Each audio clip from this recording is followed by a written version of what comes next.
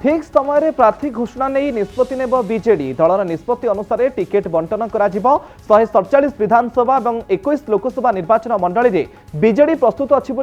विधायक नृसिंह साहू 2019 निर्वाचन जितिबा परठारु दल 2024 निर्वाचन पर प्रस्तुत हो रही बीजेडी पुणी थे सरकार कर षष्ठ थर जीति मुख्यमंत्री नवीन पट्टनायक इतिहास सृष्टि करेंगे नृसिंह साहू।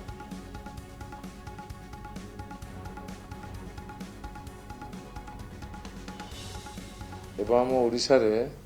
चारिटी पर्यायर निर्वाचन हम मे 13, 20, 25 एवं 1 जून ये चारिटी पर्यायर निर्वाचन हम एवं निर्वाचन घोषणा है पूर्वर विजु जनता दल सब निर्वाचन प्रस्तुत अच्छु माननीय मुख्यमंत्री सहित नवीन पट्टनायक कही गला थर 2019 मसीहा निर्वाचन घोषणा हला पर निर्वाचन रिजल्ट घोषणा हला पर से कही जे पुणी आज आम 2024 निर्वाचन प्रिपेयर होचु तेणु आमर प्रिपेरेसन विजु जनता दल 2019 मसीहा रिजल्ट घोषणा पर ठारू बर्तमान सुधा चली निर्वाचन प्रस्तुति चली।